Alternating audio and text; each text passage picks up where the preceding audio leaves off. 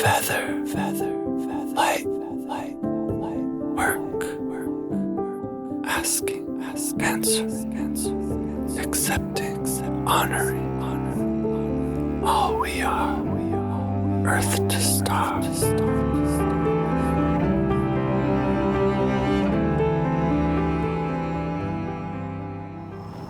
Good morning. We're up early in Austin, Texas, enjoying some nature and some early morning light. And our voices are a little bit groggy, but our hearts are excited to speak on the subject of mind-body-heart connection. Absolutely. So this is something that we work through a lot, and just getting into that place of alignment and really being able to tap in and connect with where our heart's at and where our body's at, and the navigator is our mind. So where our thought patterns are at and where they're coming from essentially determine what we're in alignment to. So it's really good to check in and come home to this place and really kind of discuss how this is so important for us and why this is so important for us, and some tips and tricks and tools to get us to this space and get us back to home to this heart-mind alignment. Some of us in the spiritual community have been talking about this shift and this great shift and this great awakening and this evolution that we're going through right now on this planet. We're coming from a strictly mind consciousness to a heart consciousness, and then taking that to the next level of embodiment is really get into alignment with all three, and being able to anchor into this heart place is really allowing ourselves to be in trust with Creator, Source, God, ourselves, our environment, the planet. For when we move from an open heart consciousness, a heart motivated place, we become more in tune and in line with everything. Yeah, as above, so below. So as it is in the emotional state, so it shows up in our physical state. Mm-hmm. We read about that in a lot of books. We're inspired by Dr. Joe Dispenza, for example, and Dr. Emoto, and Louise Hay.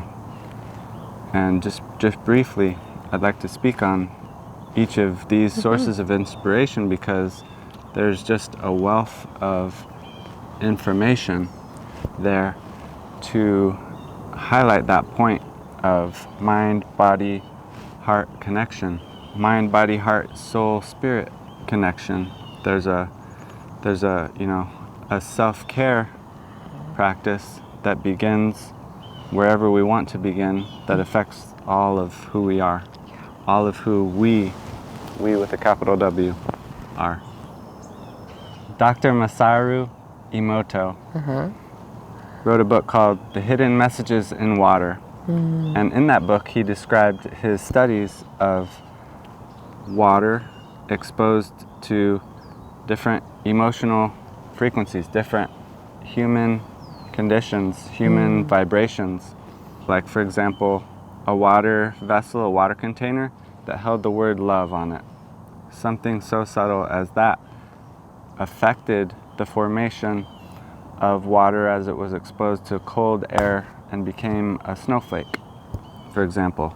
So he, through photographing these snowflakes, these water crystals, showed how different factors like exposure to the vibration of love and the vibration of beautiful music affected the formation of the crystals, and beautified these crystals as they formed in basically snowflake shapes. They became beautiful, crystalline, symmetrical when they're exposed to high vibration frequencies. Yeah, absolutely. And if you think about that, that's how he's forming the experiment, so that we can see this very clearly. If you think about how our bodies are made up of, and all the liquid in the water that consists of our bodies. And so if the water droplets are easily influenced by these different emotions, different wide variety, and how would of course affect some of these negative emotions like fear or sadness or hate have on this water. It's the same concept around our bodies and all of the molecules that make up all of our different parts and systems systems. So that was really eye-opening and really awakening for us when we started to really see this presented to us in a way that was clearly undeniable. Yeah, in my eyes, in my view, reading that book, I was so touched, and to recognize the way these subtle vibrations have a ripple, and they affect our world internally, externally.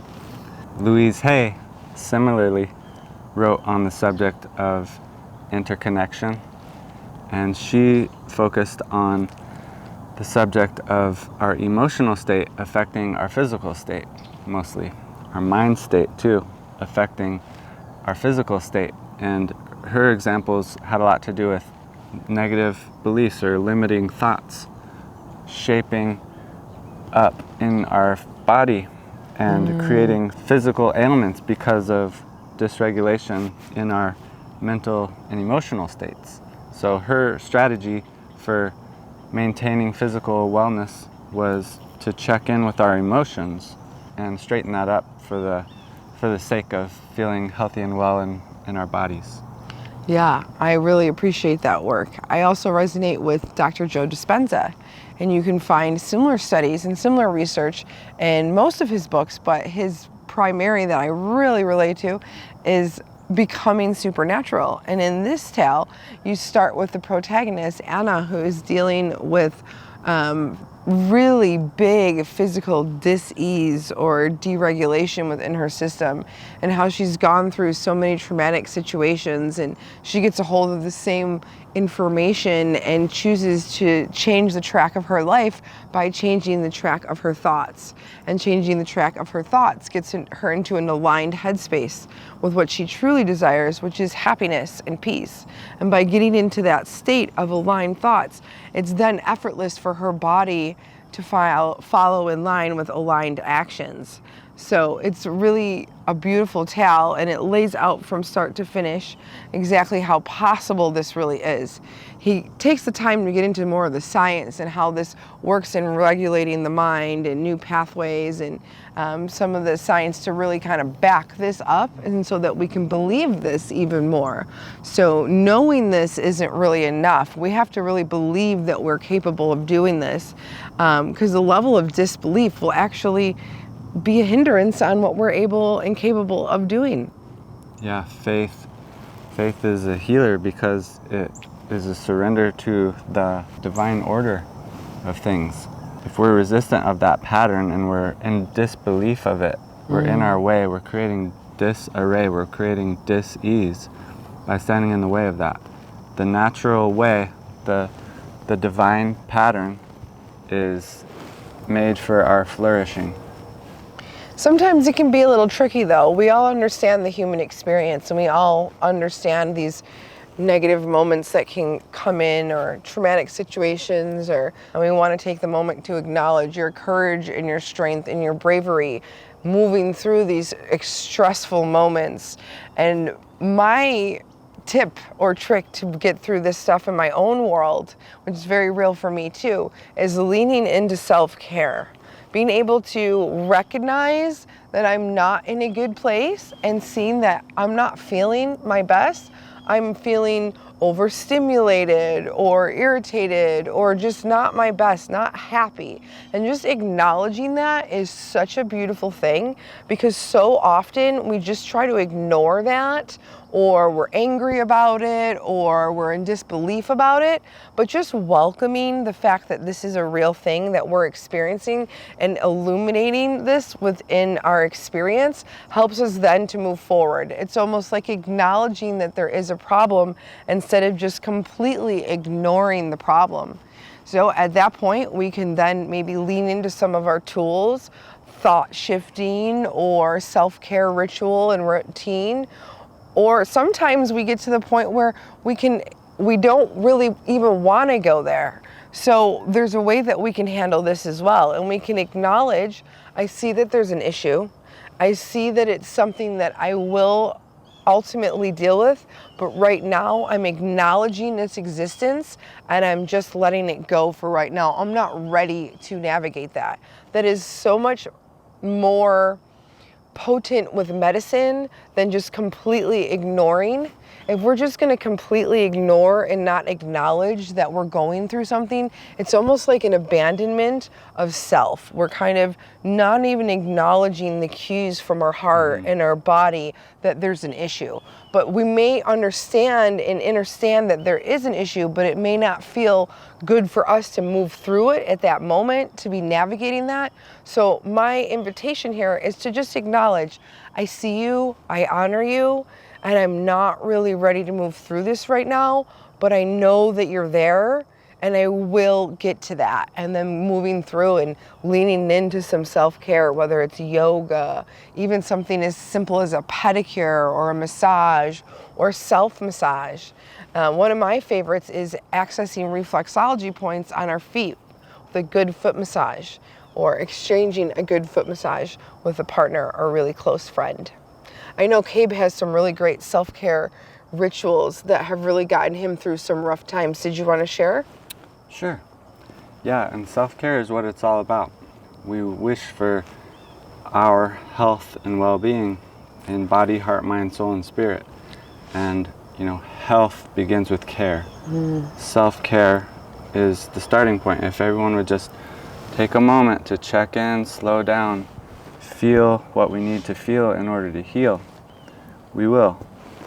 And, sometimes feeling, sometimes checking in, sometimes honoring and accepting a feeling that's uncomfortable just requires a soft gaze. And it's a subtle action of just acknowledging what is.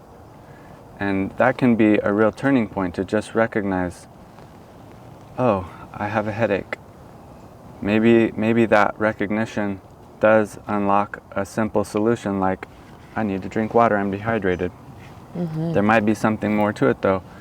My body is dysregulated. Maybe I can practice yoga and stretch those muscles out, stretch that tension away. And there's not necessarily a solution. Just because energy is presenting itself, just because there's dysregulation, doesn't mean we need to put the fire out right now. That's where observing it with compassionate neutrality, observing it with detachment, observing it with a soft gaze, just allows that to be. And then what I witness is those ideas, those stories, those feelings of suffering, they just naturally dissipate. With time, they just go away. An example of that I've experienced in my own life is a really harsh 4-year spell with chronic migraines. Every single day I was experiencing one of those dull, numb headaches, and the tension that wouldn't go away. And I sought out 100 different alternative healing modalities because I didn't accept that medicine, these surface level solutions like pharmaceutical medicine was enough for me. I wanted to get to the root of the issue and resolve it once and for all. And I tried so many different practices. I got exposed to things that really light me up still to this day, 20 years later. Yoga, ecstatic dance, these practices that they just weren't on my radar. I just didn't understand them. They are now a part of my daily self-care ritual. And somehow, in studying, in working through that emotional block or whatever it was that was creating those headaches for myself, there was just a natural release at one point. And I honestly can't identify one thing that solved the issue for me, but what I think it is this. I made a conscious decision to continue living my life and pursuing my passions, walking in beauty, doing the best I could to maintain calm and move forward in my path. And somehow in that acceptance and that willingness to persevere, I did persevere. My body was resilient. My body remembered its regulated state, and I was able to maintain that. It feels really good to be on this side of it, living healthy and well, recognizing, health and wellness in my whole self, body, heart, mind, soul, and spirit. Yeah, absolutely. Sometimes it's just that acknowledgement. Sometimes body just wants us to acknowledge, there's something that you just, spiritually bypass. You just whizzed right by, didn't allow or acknowledge those emotions to come in. And as humans, we come to this planet to experience all of the spectrum of emotions. In the spirit form, I believe, in the spirit form, before we incarnate, we have an understanding that we'll be taking on all these human emotions and experiencing this, but we really don't have an understanding. In the spirit form, we may not really acknowledge or understand the difference between sadness and happiness, but we come here as humans to be on this earth walk and to connect with Mother Nature and Mama Gaia to experience all of these emotions. So even when they're uncomfortable or minorly dysregulating or take us off path, that's still so much beauty in that experience. And sometimes we just need to acknowledge that. It's the lack of acknowledging, or the stuffing that we call stuffing these emotions and not feeling them, that stops them from being processed. As Cabe says, sometimes you just need to feel and allow that to be there and accept these parts of us. And I think we could even say these shadowy parts of us is really all they want to be seen and witnessed. And we can accomplish so much of a path clearing by just acknowledging and experiencing these moments. And sometimes they do just dissipate. And sometimes we need a little bit more work and effort and care and healing towards those moments. And we need a loving embrace. We need acceptance. We need space holding. Dr. Emoto also demonstrated the power of the word. Even beyond the word, the power of voice, and even beyond the power of voice, the power of frequency. The power of subtle vibrations to create a love drop that ripples out and has effects, positive effects on our world, all the way to the innermost, all the way to the outermost. And so an example of a really wonderful positive affirmation, a collection of positive affirmations in the form of a change me prayer in this artist's word, is this one by Tasha Silver. Divine Beloved, allow me to give with complete ease and abundance, knowing that you are the unlimited source of all. Let me be an easy, open conduit for your prosperity. Let me trust that all my needs are always met in amazing ways, and that it's safe to give freely as my heart guides. And equally, let me feel wildly open to receive. May I know my own value, beauty, and worthiness without question. Let me allow others the supreme pleasure of giving to me. May I feel worthy to receive in every possible way. Change me into one who can fully love, forgive, and accept myself, so I may carry your light without restriction. Let everything that needs to go, go. Let everything that needs to come, come. I am utterly your own. I am you. You are me. We are one. All is well. Another example of a subtle vibration that has a really substantial effect that can be felt is Ho'oponopono, the prayer of forgiveness and acceptance and love. We say words set to music, and then we say the Hawaiian expression Ho'oponopono to summarize that and to feel it and to just set that pattern in motion with 10 repetitions. So this one goes in the way that I know. I embrace you, I love you, please forgive me. I thank you, I embrace you, I love you, please forgive me. I thank you, Ho'oponopono, Ho'oponopono, Ho'oponopono, Ho'oponopono, Ho'oponopono, Ho'oponopono, Ho'oponopono, Ho'oponopono. That I feel down in my soul, soul satisfying, soul soothing. That's beautiful. Yeah, this is a really beautiful way to pathway to forgiveness. Forgiveness is for ourselves, for having hate and bearing anger and hate and stressful emotions are only a poison to our own soul.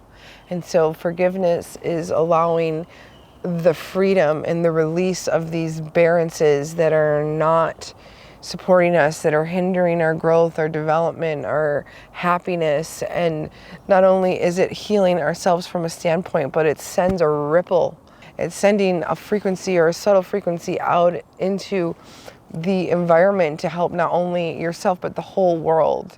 And it's a way for us to have a next level empathy, to be able to understand that on our earth walk. And I do believe in reincarnation, and knowing that at some point we've all been the abuser and the abused, the victim and the victimizer, and just really putting us all in a space of healing and the possibility of healing, and just being able to ripple this through all of our environment, because all of these experiences, whether they are uncomfortable or not, are teaching us something about our boundaries and how we want to be treated and where we're putting ourselves and what situations we're in. And sometimes these situations we find ourselves in really are nothing we could have avoided.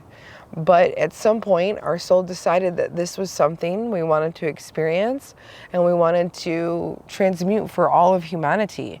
And so it's really a beautiful way to practice healing for ourselves and in just natural ebb and flow of things that then reflects and ripples out for everyone else. And it's a great way to clear our own field and heal our own community. In addition, you can kind of look at it like this. If I'm experiencing energetic cords or energy that's not real pleasing coming from people I know or I don't really know why, but when I cut that cord or I send that energy back, I always send it back with a higher level of consciousness. So we're kind of also giving an additional gift to the people that maybe are going through a rough time. We don't match energy. You can't clean dirt with dirt. And if I'm open-hearted and really align with the purpose of supporting myself and humanity as we evolve into this higher consciousness, we all have the ability to transmute these lower frequencies into love.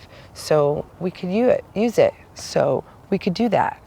Yeah, let's take a moment to send forgiveness in first. And send forgiveness out too. Recognizing that forgiveness is a fundamental self-care practice. There's freedom in forgiveness. Me, myself, I have also practiced pre-forgiveness, which is, considering the human condition and the society where we live and the need to hustle sometimes, and, the need for all these cars and moving traffic to find their way, even when some are making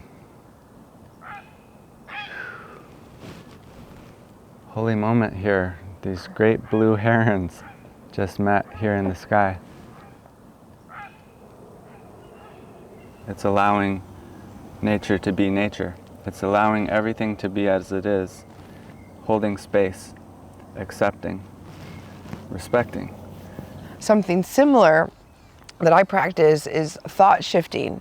So usually there may be something in our lives that we're working on shifting, an area that we may be real tender about or challenging about. And for me, this usually has to do with some body stuff I've been working through my whole life. And for the most part, I feel really good and do come from a wholehearted place of love around my body. But sometimes old patterns will come up, and I'll maybe have a thought about something I should or shouldn't eat, or how I look in a certain thing, how my physical appearance is looking. So I know that that's something that I'm still transmuting, I'm still working through. So in the beginning of the day, I carve out some time to just love myself a little extra, and I choose a thought, almost like I don't want to say a weapon, but it's almost like a solution. I choose a solution for what will happen if if one of those thoughts come up. in the beginning of the day, I'll choose a really yummy, juicy thought that will shift any potentially negative thoughts or unpleasing or limiting beliefs, as Cabe says, as they come in. I have something to combat that with. So in the case of body love, I could say, I love my beautiful body and grateful for all its parts. So if I'm walking through the mirror in my condo or something and I'm not loving something and something comes in that's not pleasing, I can just stop and take a moment and reshift that thought pattern. I love my body and all my beautiful parts. I think this is something really big that a lot of women and men can relate to. There's a lot of head chatter around food and diet and consumption and overconsumption, and we may have old judgments or limiting beliefs about what is good or what is bad for ourselves to be eating. And in the moment, we consciously know a really delicious breakfast of activated raw seeds is good for us. But there may have been a point in my life where I was minimizing fat or caloric intake, and that may have not been a healthy choice for me. So at that moment, I may have a thought of, are you over consuming? Is that really going to be good for you? And I know in my moment, I know that that is something that's really beautiful and supportive and nourishing. And so I like to really anchor into the thought, my body is healthy and knows exactly how to process and gain beneficial nutrition. Or very simply, my body knows exactly what to do with this food. Or my body knows exactly what to do with this nourishment. So I'm shifting that old thought pattern. There was a study once done with a group of scientists, and they were feeding high caloric and high cholesterol foods to multiple animals, I hate to say this, but lab rats. And so they were all consuming this high caloric, high cholesterol food. And most of these animals were just receiving this food placed in their cages or spaces and just consuming it regularly. And they, unfortunately, this is kind of a sad study, they unfortunately had their cholesterol rise. But the one who was given the food and was rubbed and told how handsome and healthy and beautiful and was just kind of loved through the process, his cholesterol didn't rise. His body was able to process the food in a way that was far beyond our logical mind. His body was able to process this food in the way of the great mystery and the unknown, and supporting these organs at the utmost highest function. And it's quite amazing. As a reminder, there is a powerful, benevolent force with us, caring for us always. And that's a good example of, a shepherd watching over the sheep, and, a loving force, a source that is beating our hearts, breathing our lungs, beyond our knowing, beyond our awareness. Some colossal force of love is helping us to survive and thrive so we can have health and well-being in our body, heart, mind, soul, and spirit. That brings me to 2 additional self-care techniques that are super primo. And one of them is reaching up to that place where we find source. Each of us finds the divine in our own unique way, and reaching for that place wherever we find it, reaching in and bringing our love cup there and filling it up with source energy,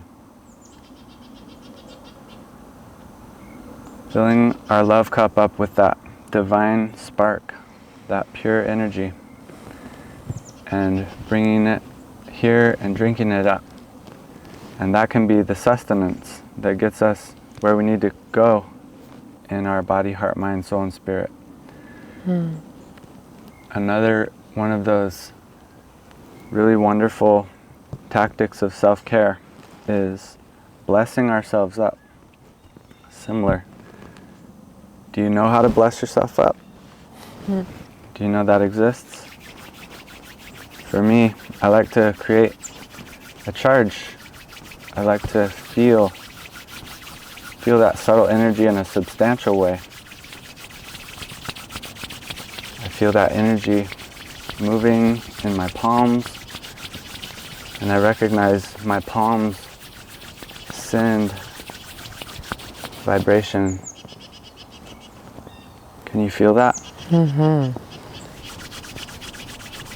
How about we send that energy in? Bless ourselves up, thinking positive thoughts, thinking happy thoughts, thinking joyful thoughts, generating gratitude, generating gratitude.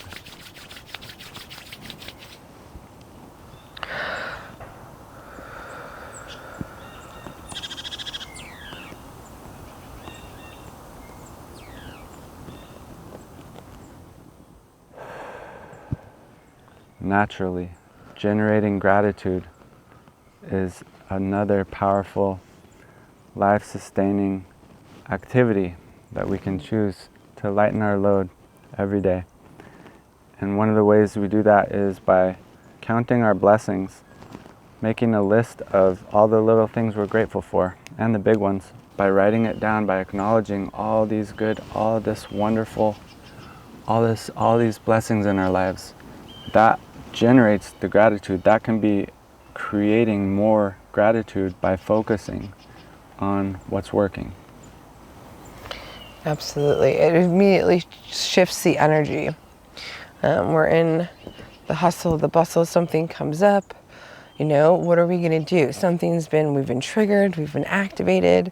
And so what we can do, we can lean in and continue to move through that energy.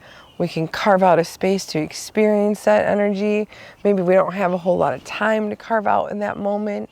Maybe we'll go back there later in the evening, and we need to be at our highest and best in that moment for what's coming right away: work, kids, school, a client, a patient, something of that nature. And so in that moment, we can just focus on the gratitude. Okay, I'm okay. We're okay.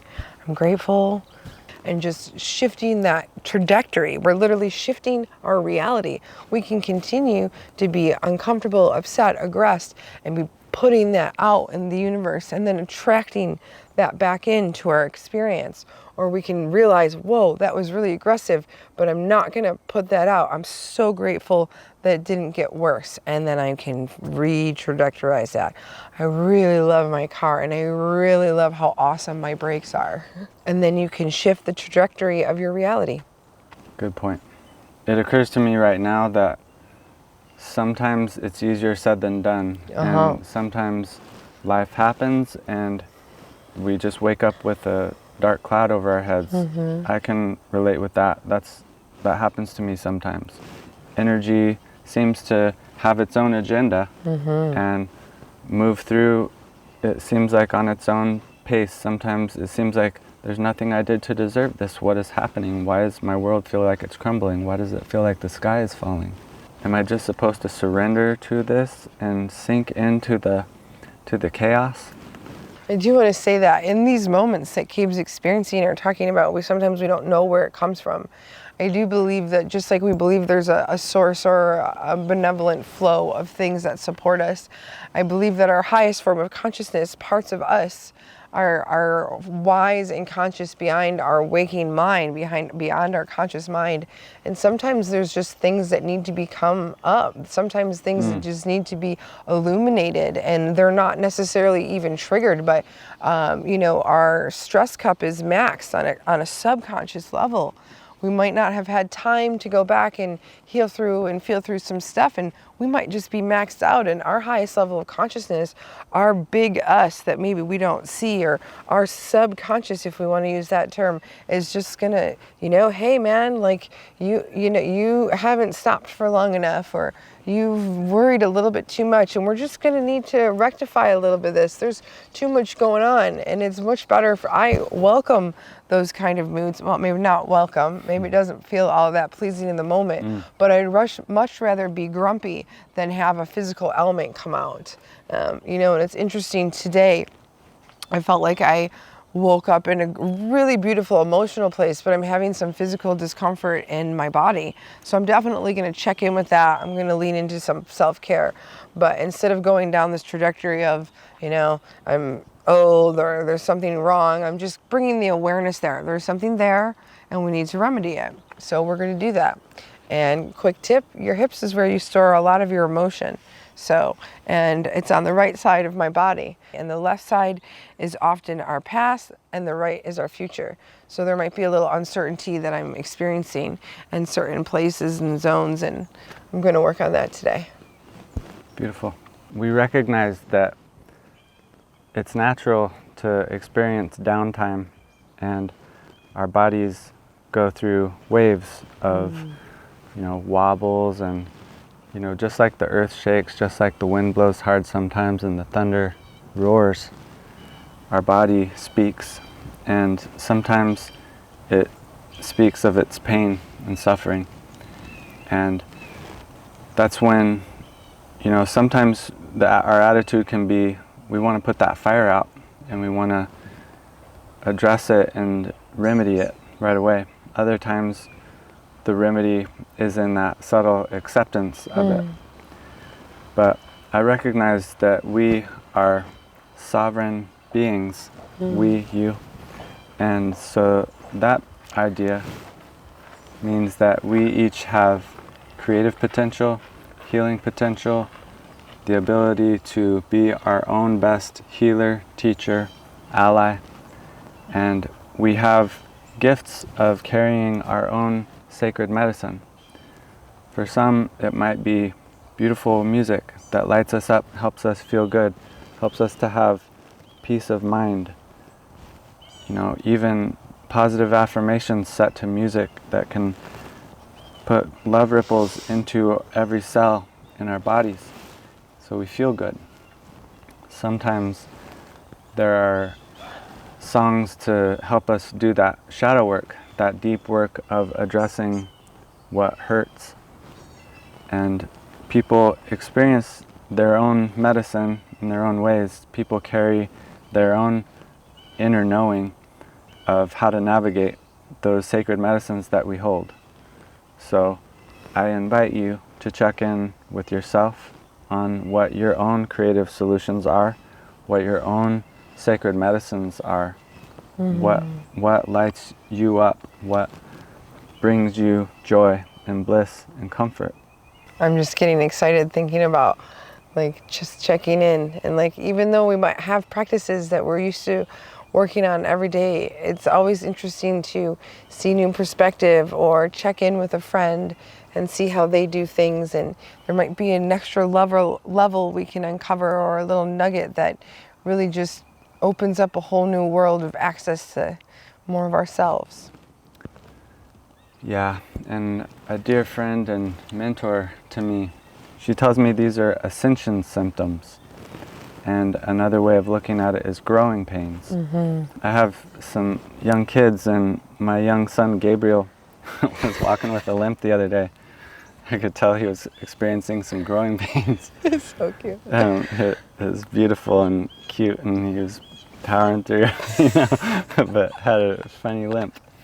And it's so beautiful to see that growing happening in him. And we have to remember that our bodies are resilient and go through their own waves and wobbles. And I bet Creator sees this much like I see my son, and just recognize, oh, that's beautiful. That boy is going through his learning experience, his growing experience, his ascending experience. And I do feel Deepak Chopra is the one that introduced this idea to me of every cell that exists having one common goal: expansion.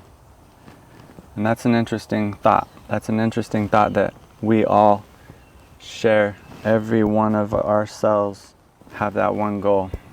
And naturally, it would come with edges and wobbles and wiggles and a need to be shaken, a need to shake it up, a need to let it be, a need to wiggle through it. That's just feels natural to me. Yeah, absolutely. allowing our bodies to move and allowing our spirits to move and allowing our emotions to move, and just we are motion, energy in motion, energy in motion, emotion. So just allowing ourselves to be who and what we are. Another awesome Deepak Chopra gem comes to mind right now. He says, Guru means G, you are you. Guru. I love that idea. So good.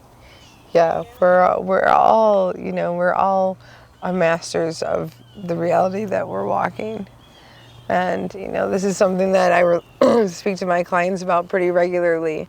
They come to me for advice and tips and tricks, and, you know, I always want to put the perspective back to them that we are the same. We have the same capabilities and the same human technologies and the same abilities, and empower them in a way that they can feel a sense of fulfillment and sustenance and substance.